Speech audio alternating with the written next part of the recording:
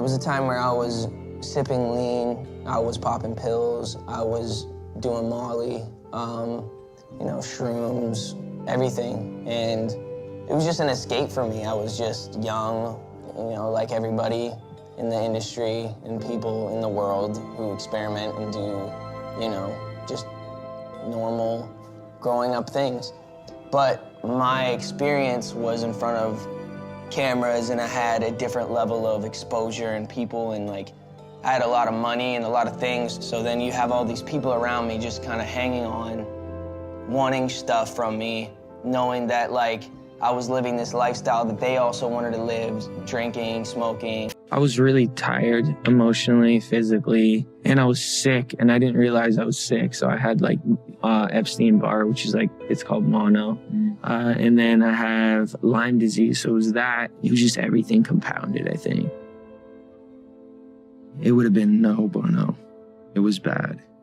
I don't know if I'd be alive for sure. It was dark. So I'm very, very grateful to have influences in my life.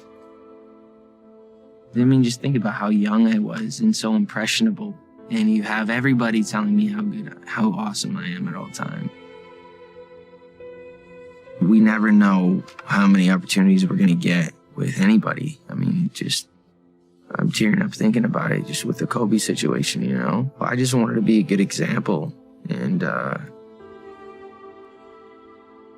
it was hard for me being that young and being in the industry and not knowing where to turn, and everyone, you know, telling me they love me and, you know, just turn their back on you in a second.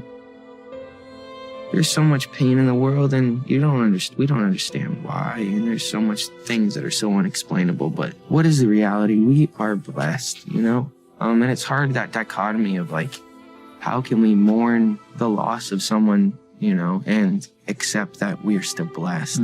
It's a really hard thing to discover, but I think when you get there, it's a beautiful place to be. Listen to Haley when she says she feels that I'm run down, and she can let me know when I'm like, all right, you're looking depleted right now.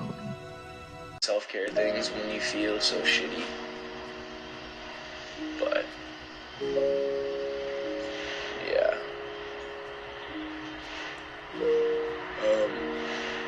Okay, well, I will check back in with you guys later, see where we're at with the numbers, and I'll let you guys know. Keep streaming it, keep buying it, keep telling your friends about it, keep telling your friends that we need their help too. Tell your mom and your dad. Just freaking call radio stations, request it, do what you gotta do, and I'll keep freaking crushing it on my end, and we'll meet back in the middle. I love you guys. You guys are the best. Appreciate you so much. I am outie.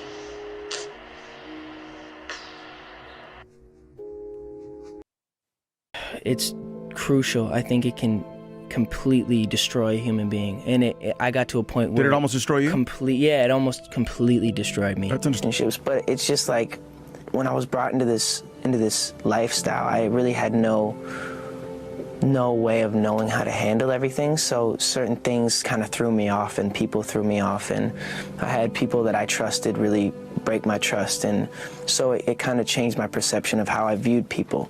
And so I'd step into situations and immediately think that they have other preconceived notions or have other things going on there, and I distanced myself, and so that made it seem like I was being a jerk, which was only a defense mechanism for myself and to protect me and protect my heart. But I think a lot of people with secure households learn at a young age. I never had that security in a family. I never had that consistency.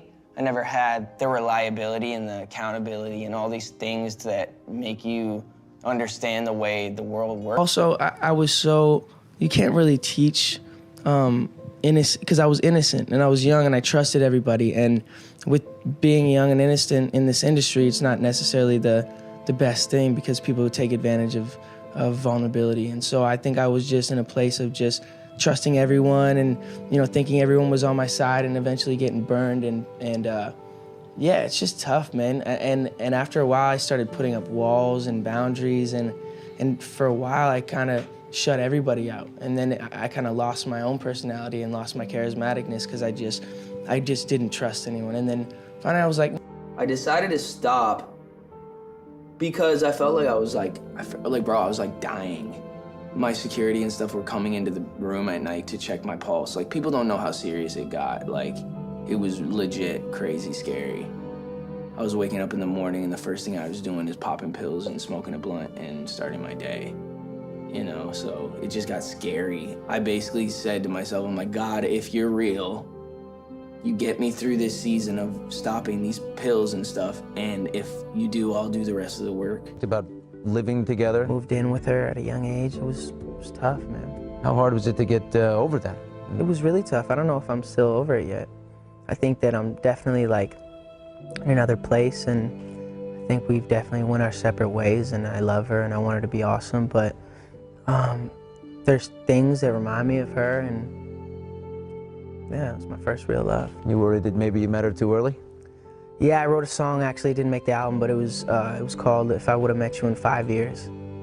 It's just like, how true is that? How many people go through life and end up meeting someone and it's just feels so right, but it's just the wrong time?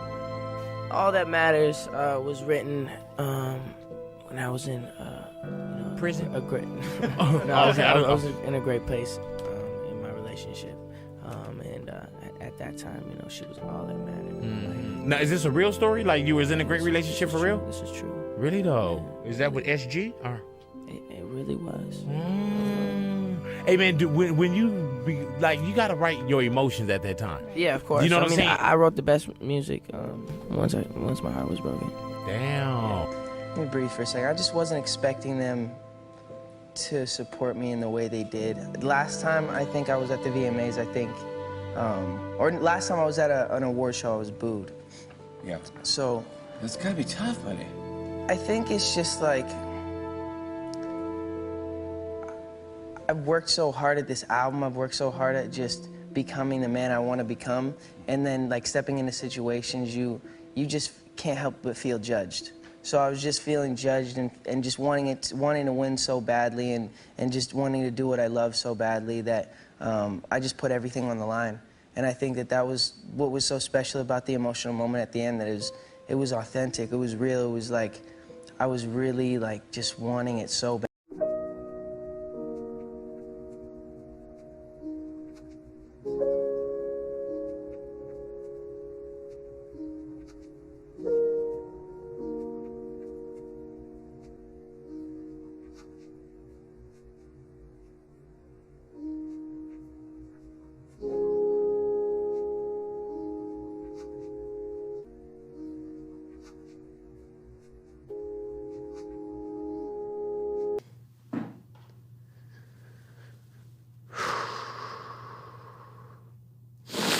Yeah, so, yeah.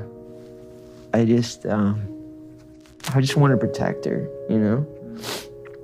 I don't want her to lose it. I don't want her to, you know, go through anything I went through. I don't wish that upon anybody. So, yeah, if she ever needs me, I'm just a call away.